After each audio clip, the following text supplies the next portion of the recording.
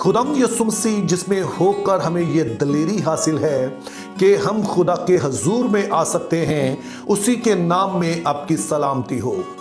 आज हम जिस जबूर पर यानी जबूर 22 पर गौर करने जा रहे हैं, ये उन चंद जबूरों में शामिल है जो कि बड़े ही हर दिल अजीज हैं, जो कि ना सिर्फ कलीसियाओं में गाए जाते हैं बल्कि ईमानदार आमतौर पर इन्हें जुबानी याद रखते हैं। यूं तो ये जबूर काफी लंबा है, लेकिन हम पहली 5 आयत पढ़ेंगे और उसमें जो इसका मेन मैसेज है वो हमें समझ आ जाएगा। तो खुदा के कलाम में जो लिखा है, जैसे हिरनी पानी के नालों को तरसती है, वैसे ही ऐ खुदा मेरी रूह तेरे लिए तरसती है। मेरी रूह खुदा की, जिंदा खुदा की प्यासी है। मैं कब जाकर खुदा के हजूर हाजिर हूंगा। मेरे आंसू दिन रात मेरी खुराक हैं, जिस हाल में कि वो मुझसे बराबर कहते हैं कि तेरा खुदा कहाँ है। इन बातों को याद करके मेरा दिल भर आता है कि मैं किस तरह भीड़ यानी ईद मनाने वाली जमात के हमरा खुशी और हमद करता हुआ उनको खुदा के घर में ले जाता था। अय मेरी जान तो क्यों गिरी जाती है, तू अंदर ही अंदर क्यों बेचैन है। खुदामंद से उम्मीद रख, क्योंकि उसके नजात बख्श दीदार की खातर मैं फिर उसकी सिताइश करूंगा। तो इस जबूर के पैगाम को बेहतर तौर पर समझने के लिए मैं 4 बातें आपके सामने रखना चाहता हूं। पहले नंबर पर तो वो लोग जो ड्राइविंग करते हैं वो आपको बता सकते हैं कि गाड़ी में जब पेट्रोल डलवाया जाता है तो इसका ये मतलब नहीं होता है कि अब ये गाड़ी हमेशा चलती रहेगी, बल्कि कुछ देर के बाद, कुछ किलोमीटर चलाने के बाद जो फ्यूल गेज है उसके ऊपर एक रेड लाइट, सुर्ख रंग की एक बत्ती जल जाती है, जो कि हमें बताती है कि पेट्रोल अब खत्म होने वाला है और आपको जरूरत है कि आप इसमें और पेट्रोल डलवाएं। लेकिन ये निजाम सिर्फ गाड़ी में ही नहीं पाया जाता है, बल्कि खुदा ताला ने यही निजाम हमारे अंदर भी रखा है। यानी कि जब हम खाना खाते हैं तो ऐसा नहीं है कि यह सदा चलता रहेगा, बल्कि चंद घंटे बाद हमें भूख लग जाती है और यह भूख दरअसल वो रेड इंडिकेटर है, जैसे हमने गाड़ी में देखा है, जो कि हमें बताता है कि जो खाना आपने पहले खाया था और उसमें से जो आपको विटामिन मिनरल्स वगैरह चाहिए थे आपकी बॉडी को, वो अब खत्म होने को है और अब आपको अपने आप को रिफ्यूल करना है ताकि आपका जिस्म जो है वो काम करता रहे। लेकिन यहां पर हमने ये भी ज़हन में रखना है कि इंसान सिर्फ जिस्म नहीं है बल्कि वो रूह भी है। जैसा कि आप बखूबी जानते हैं कि जब पैदाइश की किताब में खुदा ताला ने इंसान को बनाया तो पहले मिट्टी से एक पुतला बनाया, जो कि जाहिर है कि हमारा जिस्म है, लेकिन फिर इसके नथनों में जिंदगी का दम फूंका तो फिर ये जीती जान हुआ, जिससे मुराद है कि खुदा ने हमारे अंदर रूह को भी रखा। तो इस तरह से इंसान सिर्फ जिस्म नहीं है बल्कि रूह है, और जिस्म चूंकि दुनिया से लिया गया है, इसी की वो पैदावार है, तो इसकी जरूरतें भी इस दुनिया में ही पूरी होती हैं।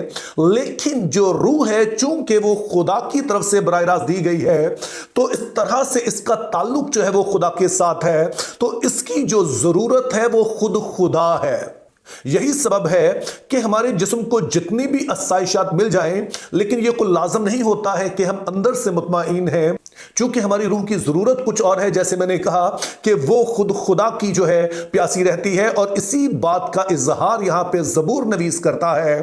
कि जैसे हिरनी पानी के नालों को तरसती है, खुदावंद मेरी रूह तेरी प्यासी है। अब जाहिर है कि प्यास सिर्फ हिरनी को नहीं लगती है, दीगर जो जानदार हैं उनको भी लगती है, लेकिन हिरनी को जब भूख प्यास या किसी तरह का खतरा होता है तो ये एक बड़ी ही दर्दनाक आवाज में चिल्लाती है। और ऐसा ही यहां पे जबूर नवीस का कहना है कि खुदावंद मैं तेरी हजूरी का प्यासा हूं। जिस तरह के हिरनी जब प्यासी होती है तो वो बड़ी दर्दनाक आवाज में चिल्लाती है, तो मैं भी खुदावंद तुझे उसी तरह से पुकारता हूं, चिल्लाता हूं, ताकि मुझे तेरी हजूरी का तजर्बा हो।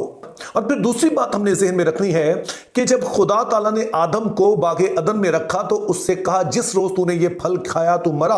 और हम देखते हैं कि आदम ने फल खाया लेकिन वो मरा तो नहीं। लेकिन याद रखिए कि ये जिस्मानी मौत जो है ये दरअसल रूहानी मौत का नतीजा है। और जैसा आप जानते होंगे कि मौत का लफ्जी मतलब होता है जुदाई।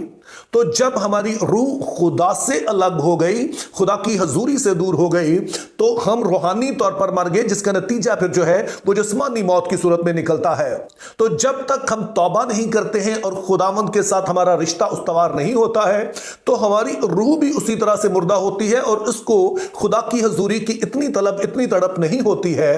लेकिन एक दफा जो शख्स तौबा कर लेता है, उसका रिश्ता खुदा के साथ जुड़ जाता है, जो खुदा की हजूरी का तजर्बा कर लेता है, तो उसके लिए फिर खुदा की हजूरी से दूर रहना कोई आसान नहीं होता है। और जाहिर है कि ज़बूर नवीस ऐसा ही शख्स है जिसको खुदा की हजूरी का तजर्बा है, तो इसीलिए वो उन वक्तों को याद करता है कि जब वो खुदा की हजूरी में जाता था, ना सिर्फ वो खुद जाता था बल्कि अपने इलाके के लोगों को लेकर, अपने खानदान के लोगों को लीड करता हुआ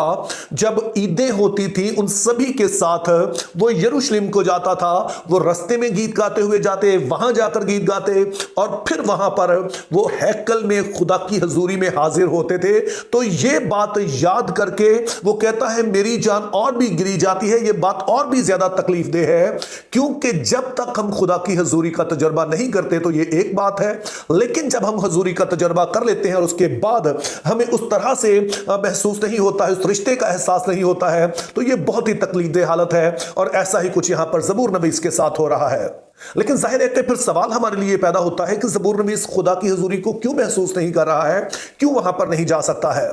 तो जब आप इस ज़बूर को पढ़ते हैं और आप उर्दू बाइबल में देखेंगे तो इस ज़बूर से पहले ऊपर इसके लिखा हुआ है जिला वतन आदमी की पुकार। तो यह बात इसलिए लिखी है क्योंकि बहुत सारे उलमा का ख्याल है कि यह ज़बूर किसी ऐसे शख्स ने लिखा है जो कि बनी कोरा के खानदान से तो है, लेकिन जिस वक्त उसने ज़बूर लिखा है उस वक्त वो जिला वतनी की हालत में है, असीरी में शायद जा चुके हैं। यानी कि जब नबूकदनेस्सर ने यहूदा पर हमला किया और यरूशलेम को बर्बाद कर दिया, हैकल को ढा दिया और फिर वो यहूदा के लोगों को लेकर असीरी में चला गया,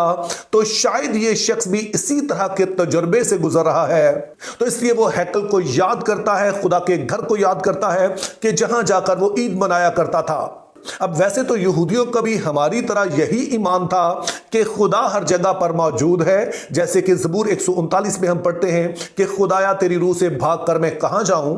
तो बेशक उनका ये ईमान था खुदा की हजूरी हर जगह है, लेकिन जब खुदा ताला ने शरीयत दी तो उसमें खुदा ने वाज़े तौर पर इस बात का हुक्म दिया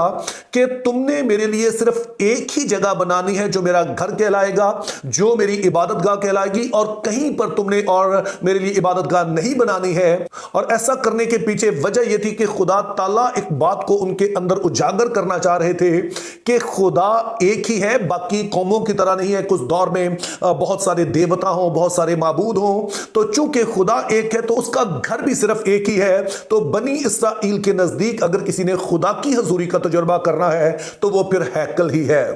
और जैसा कि हमने देखा कि बज़ाहिर ऐसा लगता है कि ये या तो असीरी की हालत में या किसी सबब से खुदा के हुजूर में नहीं आ सकता है, यानी कि हैकल में नहीं जा सकता है, तो इसीलिए ये अंदर से बेचैन है। कहता है कि खुदा मेरी रूह जो है वो दरअसल तेरी हजूरी की, तेरी बारगाहों की प्यासी है। खुदा मैं तेरी हजूरी में आना चाहता हूं, जिसका मतलब है मैं हैकल में जाना चाहता हूं।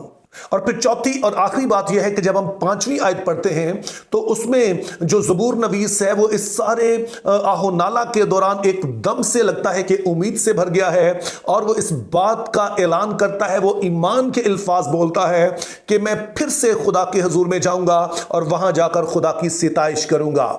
और मेरे अजीजों, ये बड़ी ही एक सीखने वाली बात है,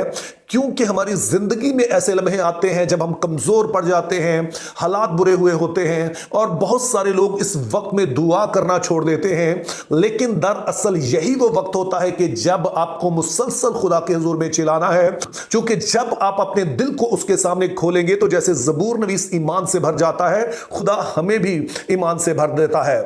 तो अब हम जो नए अहद के ईमानदार हैं, जब इन सारी बातों पर गौर करते हैं तो हमें खुदाम यीशु मसीह के लिए बहुत ज्यादा शुक्रगुजारी करनी चाहिए। पहले नंबर पर तो हम इस बात को देखते हैं कि खुदाम यीशु ने उस सामरी औरत से कहा कि तुम ना तो यरूशलेम में यानी कि हैकल में और ना ही तुम इस पहाड़ पर खुदावंद की प्रस्तिश करोगे। और उससे मुराद यीशु मसीह की यह थी कि वो अब वक्त गुजर गया है, ये वक्त मेरे दुनिया में आने से पहले था, लेकिन अब जब मैं आ गया हूं तो मैं ही दरअसल खुदा का मक़दस हूं, मुझी में खुदा की हजूरी है। और जो कोई मुझ में है यानी कलीसिया जो है मुझ में होकर अब खुद ही वो खुदा का मक़दस है। तो जहां पर कलीसिया मौजूद है अब वही खुदावन का मक़दस है, वही खुदा की हैकल है। तो इस तरह से हमें इस ज़बूर नवीस की तरह इंतजार नहीं करना पड़ता है कि कब मैं एक मखसूस जगह पर जाऊंगा, बल्कि जहां पर भी खुदा के लोग इकट्ठे हो जाते हैं वही खुदा का मक़दस बन जाता है, वहीं खुदा का रूह जुम्बिश करता है और वहीं पर हम खुदावन का तजुर्बा कर सकते हैं। और आज चूंकि इतवार है तो मेरी दुआ है कि आप जब खुदा के हुजूर में जाते हैं तो शुक्रगुजारी कीजिए कि यीशु ने हमारे लिए ये बड़ा इंतजाम किया कि जहां उसके लोग जमा हैं वही उसकी हैकल है, वही उसका मक़दिस है और उसी में उसकी हजूरी का लोग तजर्बा करते हैं। Think biblically, live purposefully, have a very good day.